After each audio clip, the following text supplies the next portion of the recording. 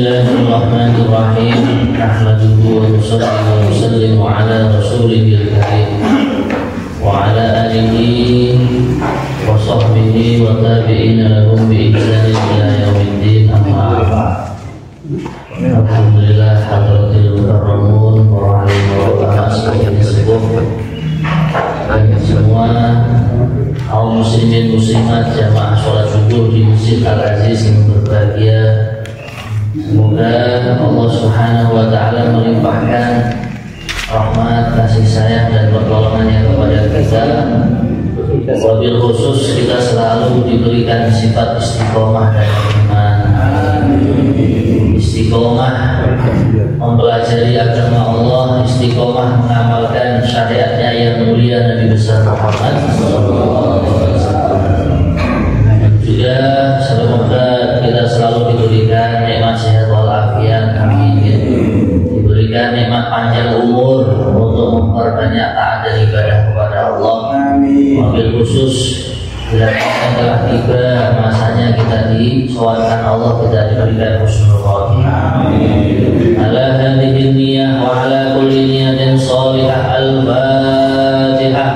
A'udzu billahi minasyaitonir rajim. Bismillahirrahmanirrahim. Alhamdulillahi rabbil alamin.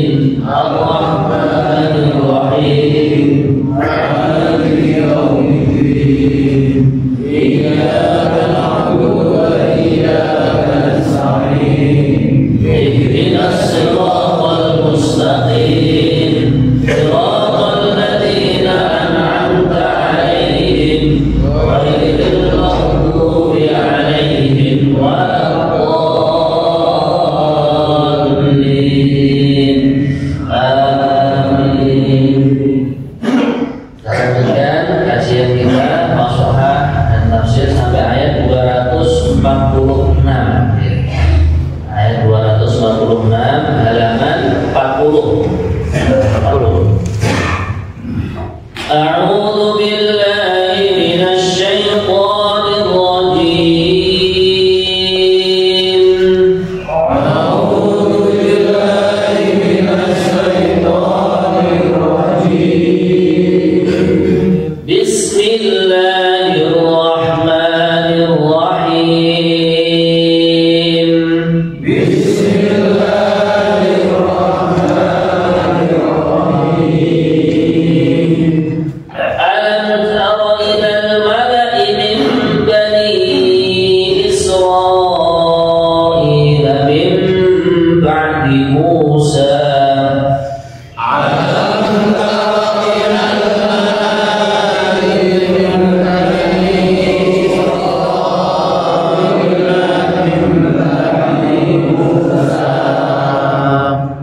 Ini pada kalimat ilal mala'i, ilahnya ini pendek ya, karena hamzahnya alifnya itu berharokat atau menjadi hamzah. Nah, jadi ilal mala'i gitu. Alam tara ilal mala'i min bani Israil min ba'di Musa.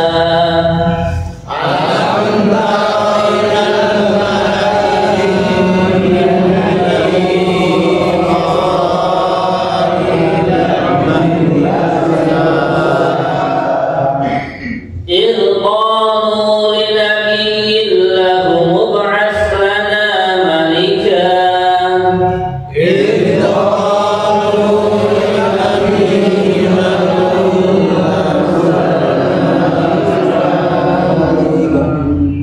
Nah, di sini ada contoh bacaan idgham bila guna. Linabiyil. Nah, ini seakan-akan tampilnya tidak ada, yang ada langsung orang yang bertasydid. Kemudian kalimat lahu mub, nah ini ba sukun dibaca qoqohan. Kita wakafkan pada kalimat malika saja karena agak panjang ya. Idh qalu li nabiyyin lahu mub'ats lana malika.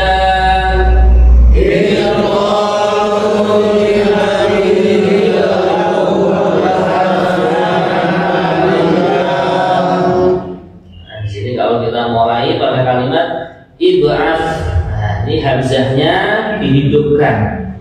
Ini termasuk hamzah wasol kalau dalam bahasa Arab. Ib'ats lana malikan nuqatil fi sabilillah.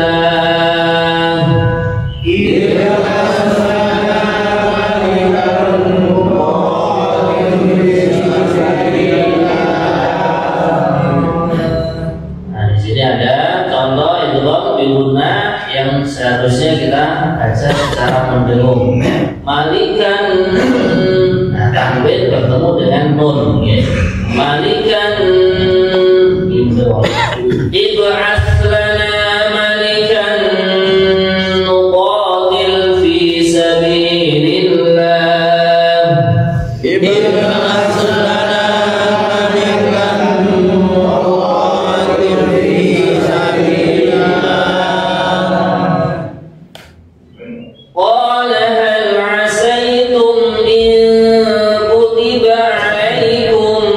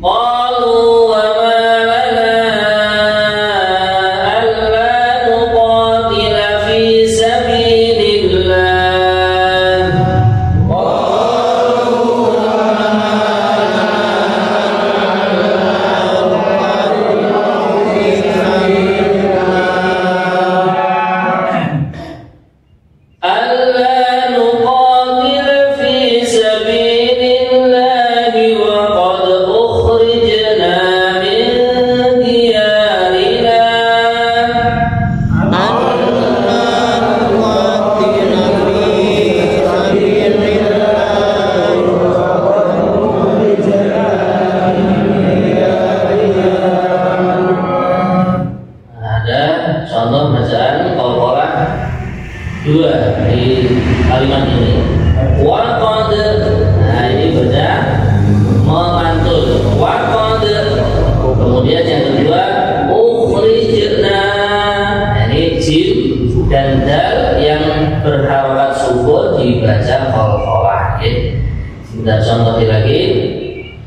Alla nuqatila fi sabilillahi wa qad ukhrijna min diyarina. Alla nuqatila fi sabilillahi wa qad ukhrijna min diyarina. Wa qad ukhrijna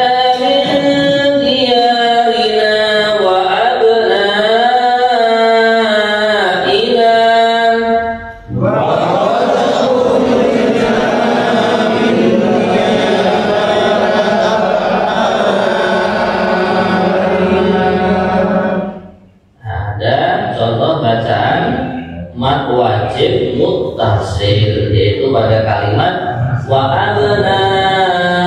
Nah, ini dibaca sampai 4 harokat.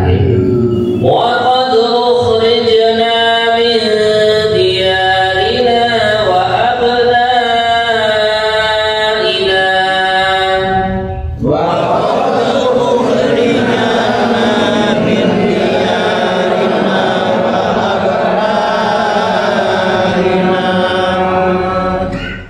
falamma kutiba alaihimul qitalu tawallaw illa qalilan minhum. Falamma kutiba alaihimul qitalu tawallaw illa qalilan minhum. Nah, di sini huruf-huruf yang bertasydid kita tunaikan. Pertama, falamma, ini mim tasydid dibaca gunnah. Ukuran gunnah atau mendengungnya 2 2 harokat. Kemudian pada kalimat tawallau, lamnya juga bertasydid. Kemudian yang berikutnya illa, karena kalimat illa kalau tidak ditasydid menjadi ilah itu nanti maknanya jadi berubah, berbeda. Walamma kutiba alaihimul qitalu tawallau illa qalilan minhum.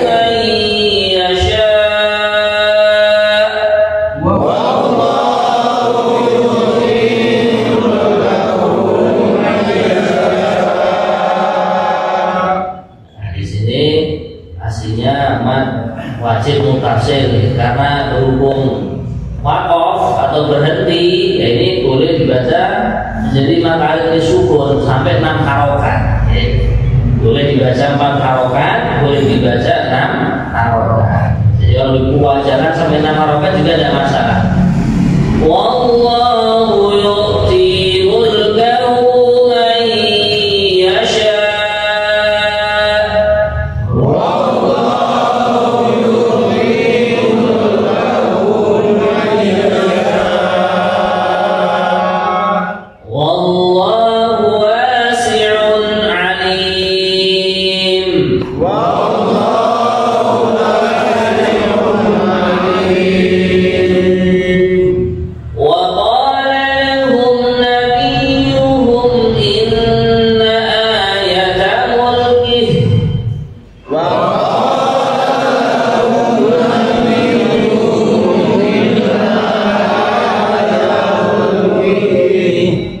Inna ayata mulkihi an ya'tiyakumut tabutu fihi sakinatun min rabbikum.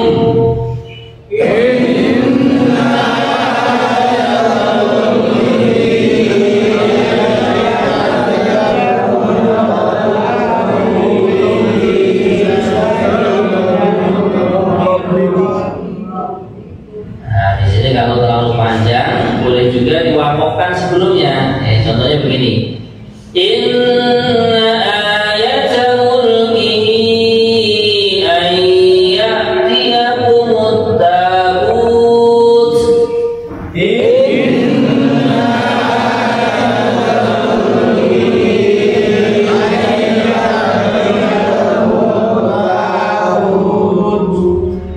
Ayyatiyakumut tabutu fihi sakinatun min rabbikum.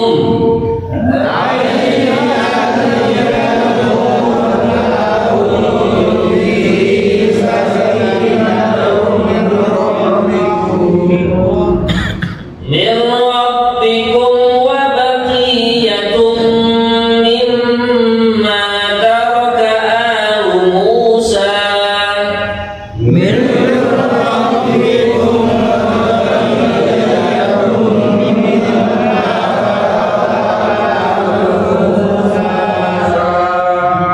mimma taraka alu Musa wa alu Harun tahmiluhul malaikah.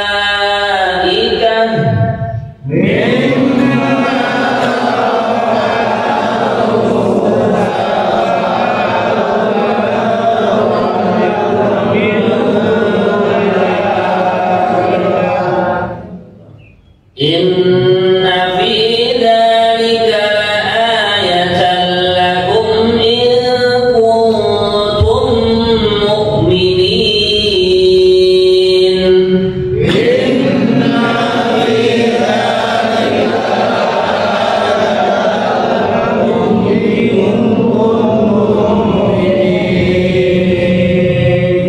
Shadaqallahul azim.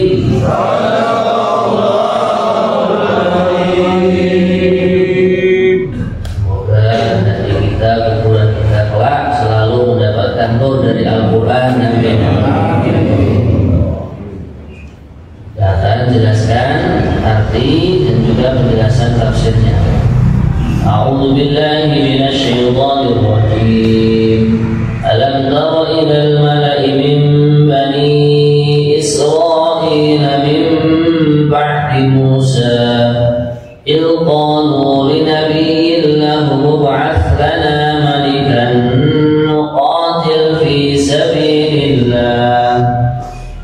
Ayat 246 yang artinya, tidakkah kamu perhatikan para pemuka Bani Israel setelah Nabi Musa wafat, ketika mereka berkata kepada seorang nabi mereka, angkatlah seorang raja untuk kami, niscaya kami berperang di jalan Allah.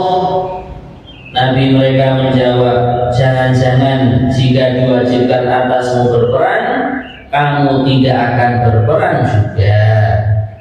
Mereka menjawab, mengapa kami tidak akan berperang di jalan Allah, sedangkan kami telah diusir dari kampung halaman kami dan diusir atau dipisahkan dari anak-anak kami. Akan tetapi ketika perang itu diwajibkan atas mereka, mereka berpaling kecuali sebagian kecil dari mereka, dan Allah Maha mengetahui orang-orang yang zalim. Jadi ayat ini wajul munasabah, sisi kecocokan dengan ayat sebelumnya. Ayat sebelumnya hanya menerangkan tentang kekeluargaan, ada tolak, ada mut'ah kemarin di mana orang menceraikan istrinya dan mut'ah. Kemudian di sini menceritakan tentang jihad, tentang berjuang di jalan Allah. Nah, sedangkan ceritanya di sini adalah tentang Bani Israel. Jadi kalau orang berkeluarga itu diantara maksud tujuannya adalah untuk memperbanyak keturunan, sehingga komunitas yang namanya manusia ini akan tetap abadi sampai hari kiamat. Kalau orang nggak ada yang menikah atau menikah tapi nggak pengen punya anak, mohon maaf seperti di Jepang itu akhirnya kan punah itu. Banyak desa-desa, banyak kampung-kampung yang menjadi punah karena populasi manusianya nggak ada, karena mereka nggak berketurunan.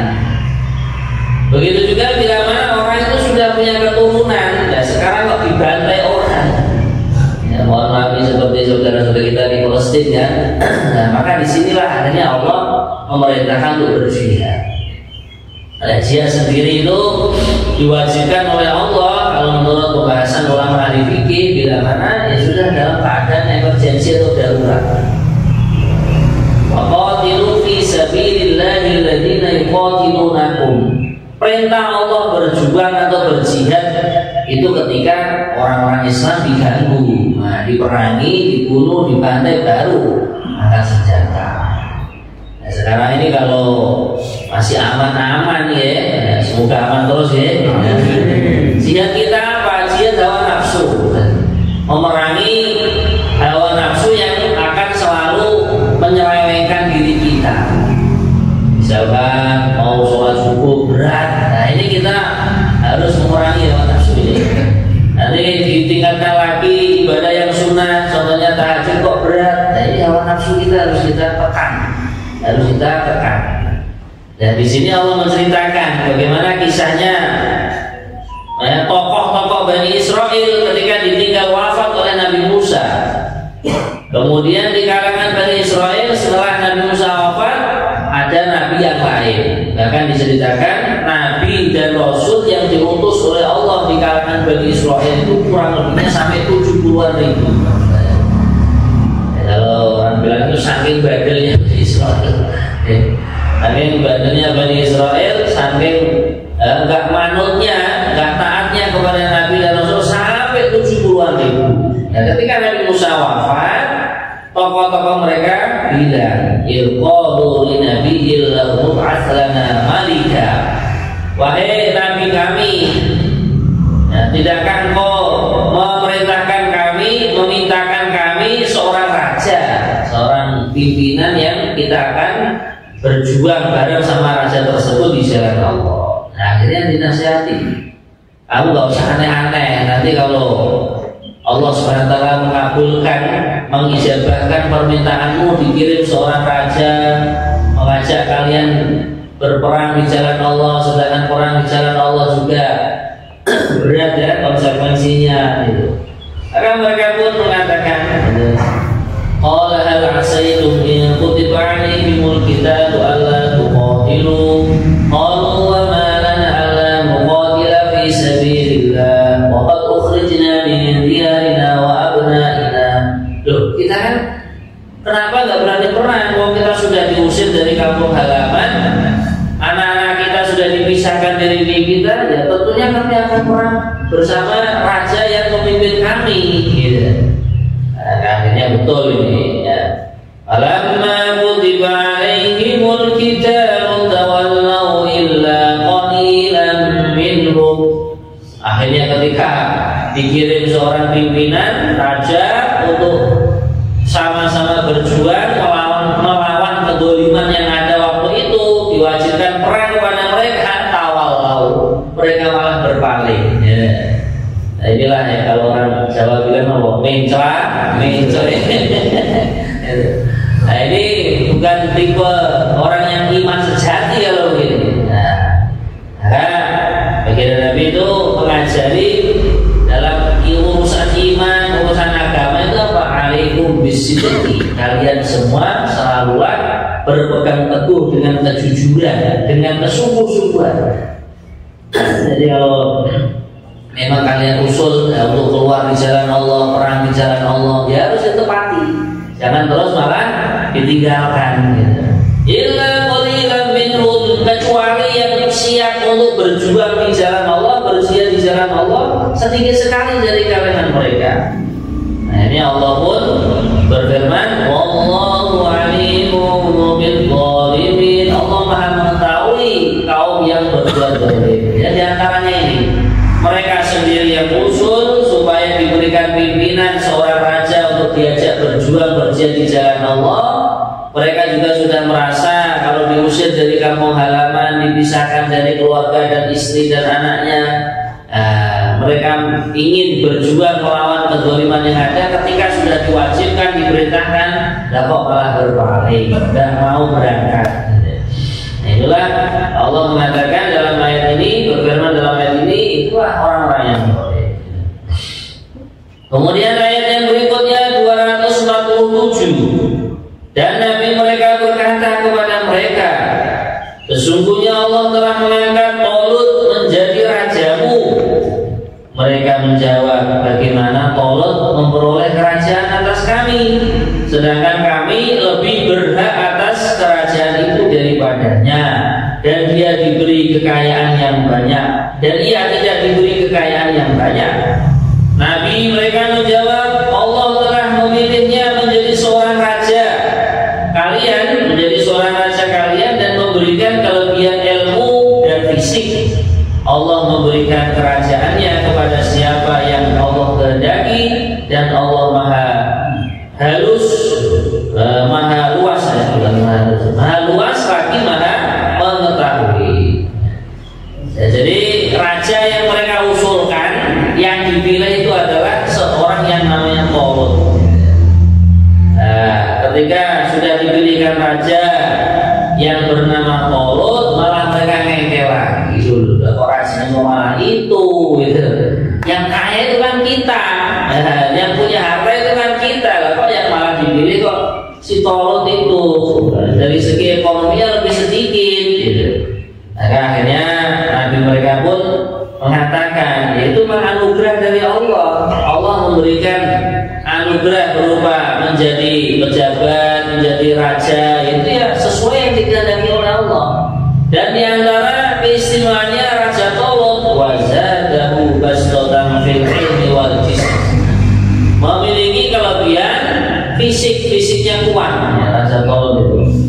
Kemudian juga Allah Subhanahu wa taala memberikan kelebihan pada Raja Talut itu ilmu. Nah, di sini tafsirnya mengatakan, ajabahum nabiyyum ala dzalikal i'tirad faqala innallaha ikhtarahu 'alaikum wa huwa a'lamu bil masalihi minkum. Nah, Raja Talut itu lebih mengetahui kemaslahatan rakyatnya, maksudnya lebih mengedepankan urusan umat daripada urusan pribadi, gitu. Kemudian di antara Allah Subhanahu wa taala memilih Raja Talut menjadi seorang raja, ada dua pertimbangan di sini. Al-ilmu, yang pertama adalah ilmu, gitu. Wa amru tsani quwwatul badan. Nah, beliau ini fisiknya itu kuat. Tentunya kalau fisiknya kuat, jiwanya kuat, orangnya itu nggak baperan. Nah, dalam membimbing umat itu nggak baperan. Kadang ada orang baperan gitu, lebih dikritik terus mutung betul-betul bergawe. Dan ini betul cocok dari pimpinan itu. Karena seorang pemimpin itu ya seorang yang tangguh. Nah, dikritik orang, ada masukan begini begitu, maka dia hadapi dengan lapang dada. Nah inilah keistimewaannya Raja Thalut. Ya, jadi beliau diberi dua keistimewaan oleh Allah SWT. Nah dari sini juga sebagian ulama mengambil kefahaman. Nah jadi kekuatan fisik itu yang memang ya diperlukan kadang. Makanya Masya Allah daerah kita itu banyak pendekar ya. Nah, pendekar PSAD macam-macam ya. Nah ini termasuk kalau orang itu mau mengalahkan, semuanya adalah untuk mempersiapkan diri untuk membantu atau memperjuangkan agama Allah Subhanahu wa Ta'ala. Kemudian hadirin ayat yang berikutnya 248 yang artinya, dan Nabi mereka berkata kepada mereka Bani Israel, sesungguhnya tanda kerajaannya ialah datangnya tabut kepadamu yang di dalamnya terdapat ketenangan dari Tuhanmu dan sisa peninggalan keluarganya Nabi Musa dan keluarganya Nabi Harun yang dibawa oleh malaikat.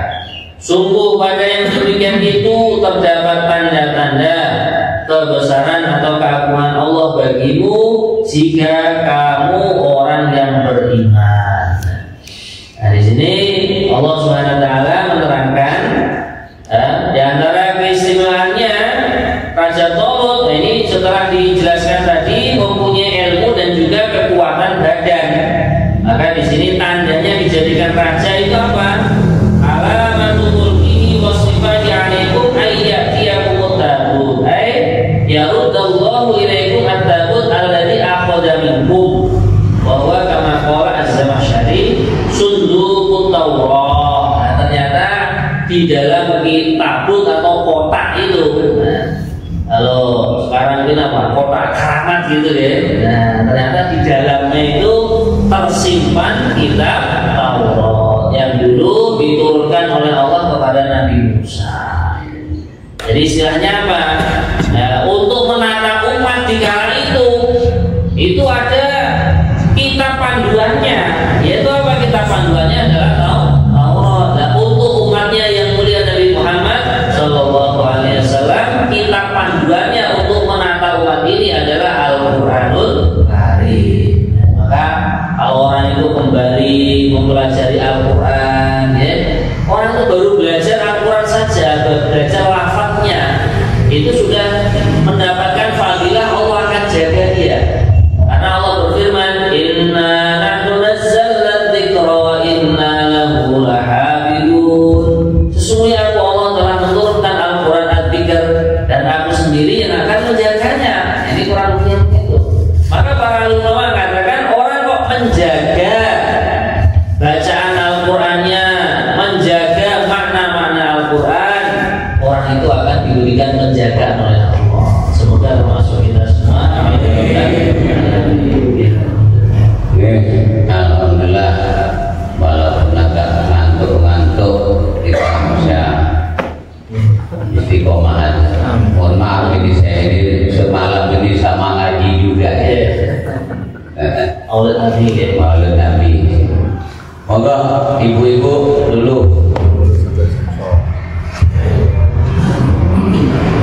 Assalamualaikum warahmatullahi wabarakatuh. Waalaikumsalam. Mohon dijelaskan saya fadilah dari Mas Doro agar kami yang pernah ikut Mas Doro itu tetap semangat, dan bagi yang belum ikut Mas Doro bisa mempunyai ketertarikan untuk ikut serta. Kemudian yang kedua, mohon juga dijelaskan apakah membaca surat Yasin fadilah itu ada tuntunannya, dan apa fadilah dari membaca surat Yasin fadilah. Demikian saya, terima kasih. Assalamualaikum warahmatullahi wabarakatuh. Jadi di dalam kurikulum perjuangan kita untuk menjaga agama Allah, menjaga iman kita, kan ada istilahnya keluar atau huruf masturah. Masturah itu dari kata satara yasturu, sitron wa mastaron bahwa satirun pada masturun. Nah, masturah itu istilahnya kan artinya itu wanita yang diajari untuk ditutupi auratnya. Gitu. Oke. Jadi memang saya kembalikan lagi kepada fatwa tentang auratnya ibu-ibu atau auratnya kaum wanita. Memang di sini para ulama ada perbedaan pendapat. Okay. Kalau dalam mazhabnya Imam Asy-Syafi'i sudah jelas auratnya wanita yang sudah balighah, ya, yang sudah balighah ini. Maksudnya sudah balighah kalau untuk wanita sudah terjadi menstruasi atau haid, ya. Ini adalah seluruh badannya di luar sholat. Adapun di dalam sholat auratnya adalah seluruh badan illal wajah wal kafain. Maknanya wajah dan kedua telapak tangan itu kalau dibuka dalam sholat tidak masalah. Nah, ada ulama yang berpendapat bahwasanya auratnya wanita di luar sholat itu adalah seperti dalam sholat. Jadi boleh ditampakkan wajah dan dua telapak tangan. Nah, di sini yang diarahkan oleh Imam Syafi'i untuk menutup aurat secara sempurna itu adalah itu tadi alasannya al-mustaha anha, wanita yang sekiranya disahwati. Jadi mohon maaf kalau Mbah Putri sekiranya sudah tidak disahwati lagi, bukan masalah kalau seandainya membuka auratnya wajah dan kedua telapak. Jadi monggo ini jenengan mau mengikuti pendapatnya ulama yang mengatakan auratnya wanita di luar sholat dan jami'ul badan, semua badan ini monggo. Ada ulama yang kita ikuti itu Al-Imam Syafi'i. Kalau seandainya mau mengikuti itu ya monggo, itu tergantung kekuatan iman masing-masing. Nah, kemudian di dalam kurikulum dakwah kita memperjuangkan agama kok urut fisabilillah bersama ibu atau bersama istri atau bersama orang yang mahram dengan laki-laki. Ini memang supaya kita itu ada istilahnya pembelajaran, ya, tarbiyah pendidikan. Oh, ternyata hidup kita itu bukan hanya sebagai pemuas hawa nafsu saja, bukan, tapi kita seorang wanita punya peran bagaimana membantu sang suami di dalam menjaga agama Allah, menyebarkan agama Allah. Itu diantara maksud tujuannya seperti itu. Makanya ketika jenengan keluar masuk 3 hari kan betul-betul full, ya, full untuk sementara waktu memisahkan diri dari cucunya, dari anaknya, fokus. Ini diantara tujuannya itu supaya fokus mempelajari iman, fokus mempelajari ubudiyahnya, fokus mempelajari sunnah-sunnah yang mulia Nabi Muhammad SAW. Itu diantara tujuannya. Kemudian juga tentang dalil, itu kadang ada orang tanya dalil. Itu dalil keluar sama istri itu ada banyak. Rasulullah beberapa kali keluar memperjuangkan agama Allah bersama istri beliau, ya, Sayyidah Khadijah, kemudian Sayyidah Aisyah, ya, beberapa kali bersama Sayyidah Aisyah. Bahkan istri beliau yang bernama Sayyidah Khadijah itu orang kaya raya, ya, sampai beliau rela hartanya itu diberikan kepada sang suami demi memperjuangkan agama Allah, sehingga akhirnya mendapatkan ridha Allah di dunia, hidup bareng-bareng, nanti di akhirat reunian kembali di surga. Nah, ini kadang kalau kaum wanita, ibu-ibu tidak diajak untuk berjuang di jalan Allah, ya mungkin tabiatnya mungkin, ya, orang mana kok sope mawar gitu, ya. Kamu tentu, ya, itu makanya tadi kadang diajak berjuang di jalan Allah. Nah, itu pun masya Allah fadilahnya banyak sekali itu. Nah, diantaranya tambah banyak saudara, syukur-syukur malah kadang pikanto bisanya 6.000. Diantaranya seperti itu. Ya, jelas, Bu, ya. Kemudian yang kedua tentang Yasin. Yasin fadilah itu belum. Oh, fadilah itu mau surat Yasin. Yasin fadilah itu apa? Ada amalan khusus berikut. Amalannya harus disentuh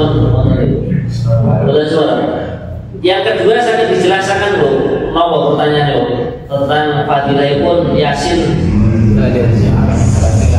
Saya tuh ada surat Yasin, isinya tuh surat Yasin, terus ada juga doa-doanya di tengah-tengahnya itu saya. Jadi kok ada Yasin seperti ini, saya gitu, apa memang ada tuntunannya? Kalau memang ada itu fadilahnya apa? Itu di sana tuh banyak doa-doanya saya. Berkata tentang membaca surah Yasin. Surah Yasin itu kalau di dalam Al-Quran itu dinamakan qalbul Quran, hatinya Al-Quran.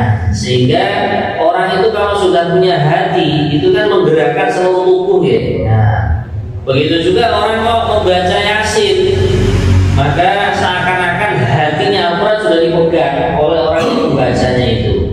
Sehingga banyak hadis yang diriwayatkan orang yang membaca surah Yasin setelah itu doa-doa dimakbulkan, doa-doa diijabahkan, dikabulkan oleh Allah Subhanahu Wa Taala.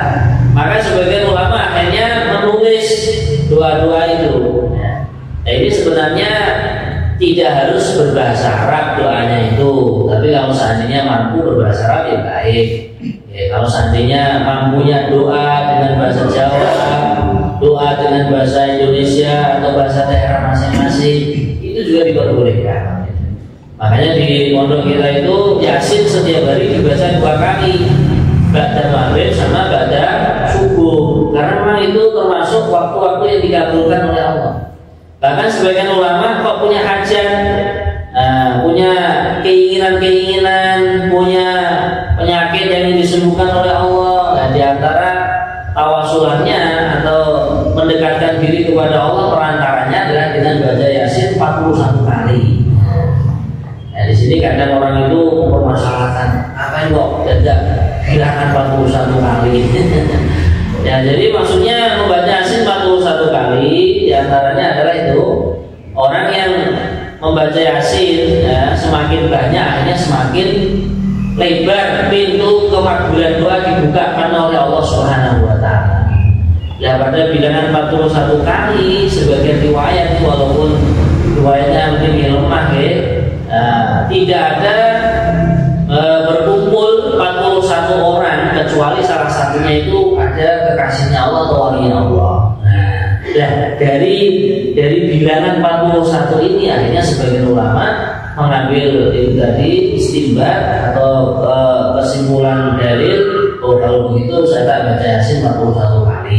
Dan itu ternyata prakteknya di lapangan ya seperti itu, banyak yang doa-doanya dikabulkan oleh Allah. Jadi memang kalau zaman Nabi, zaman sahabat mungkin atau mungkin riwayatnya itu belum dibukukan waktu itu. Tapi kalau bilangan 41 kali itu memang fihi sirrun min asrarillah, misalnya orang ulama tasawuf itu ada rahasia Allah yang disimpan di situ. Jelas itu kan? Saat ini upami dipun jelasaken ya, daripada boten enten gawean kan ya, kalau saya mau Yasin toh. Makanya sebagian akhirnya malam Jumat Yasinan. Kalau malam Jumat Yasinan itu malah jelas ada dalilnya. Di antaranya dalil yang umum, Iqra'u Yasin ala mautakum, bacakanlah surat Yasin untuk orang-orang mati kalian. Untuk orang tua kita, kakek kita, nenek kita, mbah kita, anak kita mungkin ya, atau saudara kita.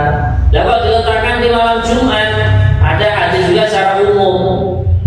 Malam Jumat itu mulai malam Jumat sampai Jumat sore, Allah memberikan anugerah salah satu waktu di salah satu malam atau siangnya Jumat itu, waktu yang seorang hamba tidaklah berdoa kecuali Allah kabulkan.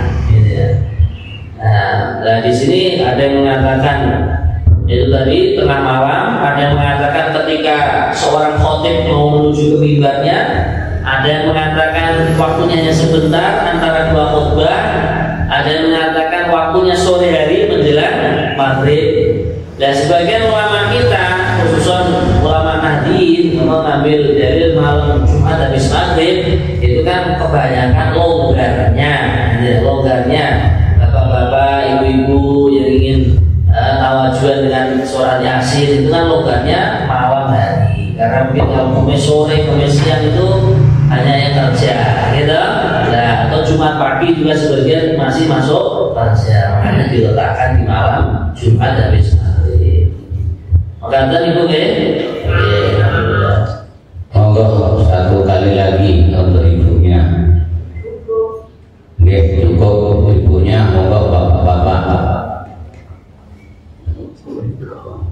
Monggo bapak-bapak.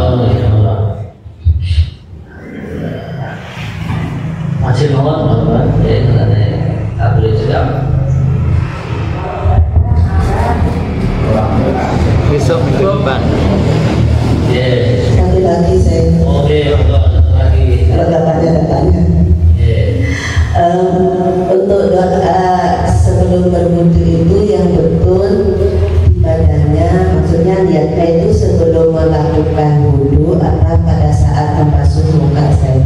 Itu aja. Terima kasih saya. Doa niat wudu Niat wudu. Niat wudu ini dikerjakan mulai ketika membasuh tangan. Nah, nanti ketika membasuh wajah itu niat lagi.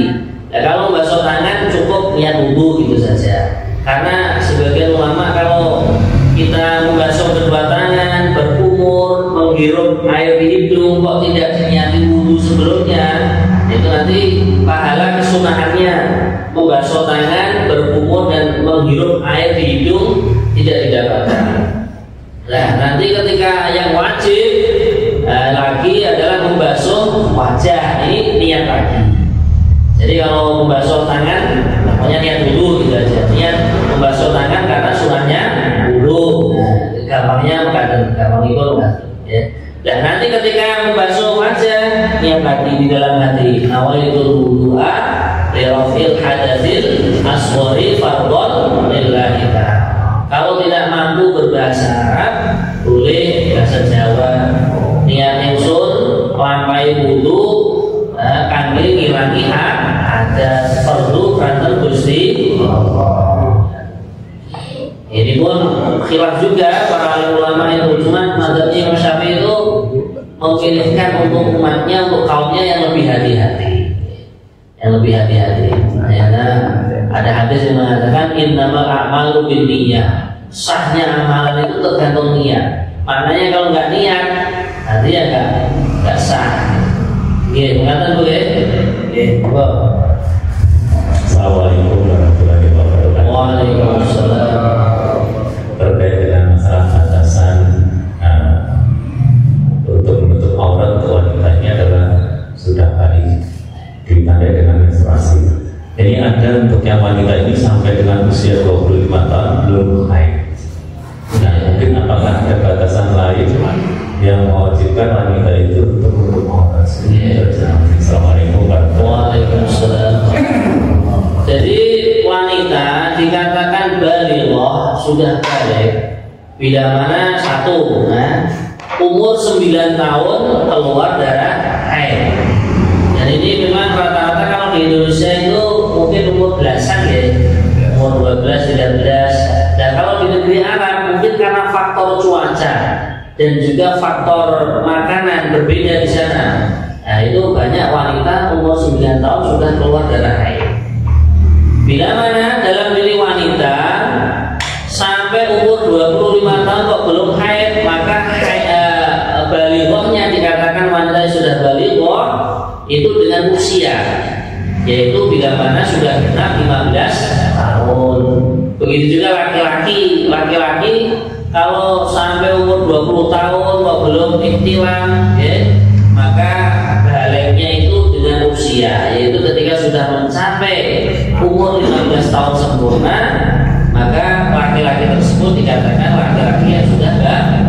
Nah, kalau sudah balik, dia sudah berkewajiban mengerjakan syariat-syariat yang diwajibkan oleh Allah dalam agama Islam. Mungkin ada satu lagi, moga. Kalau tidak ada, saya mau tanya. Oke, kaitannya Mas Durot tadi. tutup aurat, apalagi pakaiannya minim, ya saya rasa untuk laki-laki wajib itu untuk menundukkan kepala. Setelah cuma kalau sudah menundukkan pandangan, menundukkan dia pandangan. kalau udah kepala begini Nah, untuk yang sudah menutup aurat dengan sempurna itu, apa masih harus menundukkan pandangan atau? tetap namanya perintah Allah dalam Al-Quran kan qul lil mu'minina yaghuddu min absarihim. Katakanlah wahai Muhammad kepada orang-orang iman untuk menundukkan pandangan. Jadi ayatnya dijelaskan yaghudduna min ru'usihim yaghudduna min absarihim. Menundukkan pandangan. Karena tabiatnya itu wanita itu kalau dipandang walaupun tutup aurat kan masih malu. Nah, kecuali kalau istrinya sendiri. Kalau istrinya sendiri di rumah, di kamar ya tidak ada batasan apapun kalau gitu. Jadi tetap kepada kaum mukminin dan mukminat, kalau mukminin laki-laki ya, kaum muslim yang laki-laki kok wanita bukan istrinya dan bukan mahramnya, tetap perintahnya Allah adalah menundukkan pandangan sekalipun wanita tersebut sudah menutup aurat secara sempurna. Tapi ini agama Islam itu bukan agama yang ekstrim. Berarti ekstrim banget, nggak boleh bermuamalah sama wanita yang bukan istri dan bukan mahram. Kalau li'ajril mu'amalah boleh. Contohnya seperti ini, li'ajril taklim, untuk mengajari wanita, gitu. Nah, ibu-ibu bertanya, ini kan li'ajril taklim makanya ini boleh. Bahkan kalau seandainya mengajari Al-Quran itu juga boleh, gurunya laki-laki yang diajari wanita itu pun boleh. Nah, cuman itu tadi untuk meminimalisir terjadinya fitnah, itu biasanya kalau di pondok kita disiasati mengajarnya min wara'i hijab, di balik satir gitu. Atau kalau seandainya tidak bisa, misalkan ibunya tidak nyaman di balik satir, dia biasanya boleh yaitu membawa istrinya ustadznya itu gitu.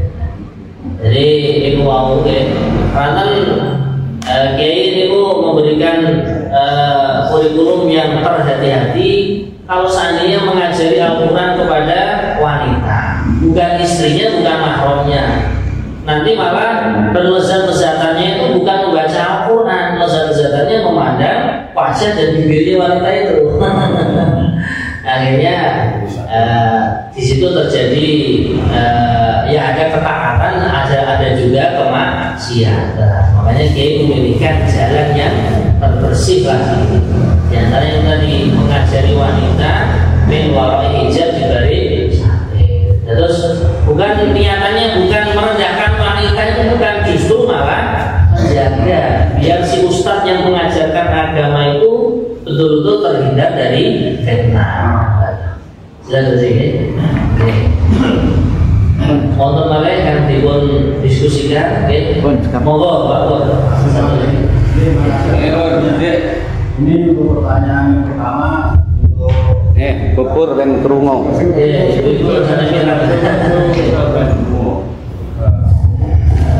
Ya, terima kasih atas waktu yang diberikan kepada saya. Yang pertama yang saya tanyakan adalah aurat laki-laki. Perwakil mulai pusat sampai bawahnya lutut ya. Seandainya ada fulan pakai celana itu di atas lutut, apakah yang melakukan dosa atau yang melihat juga dosa? Dan yang kedua adalah untuk kaum masyhur ini, seandainya pakai gelang kalung kemudian diperlihatkan di muka umum, itu apakah dosa atau tidak? Terima kasih jawabannya. Assalamualaikum warahmatullahi wabarakatuh.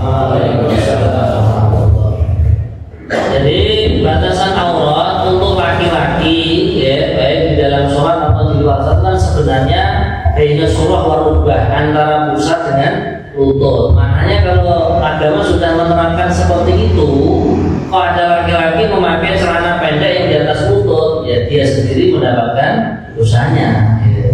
Dan maka disinilah kadang teman-teman yang dari Arab itu, ya, ketika main sepak bola, biar menjaga tertibnya main sepak bola, celananya tetap pendek, tapi kaos kakinya panjang.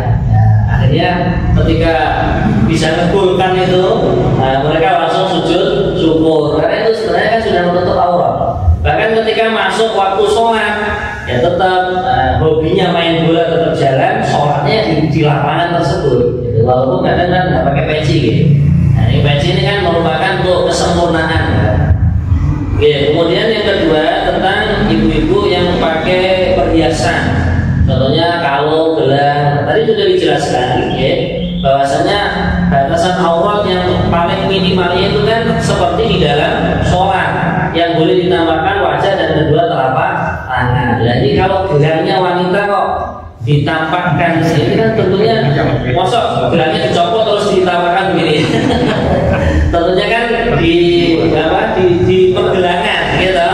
Nah ini tentunya auratnya otomatis terbuka, apalagi kalungnya. Nah, kalungnya ini kalau ditaruh di leher kan otomatis termasuk aurat ya. Nah, makanya ya bisa dijawab ya berarti ya dosa. Karena auratnya terbuka di depan laki-laki yang tidak halal memandang wanita tersebut.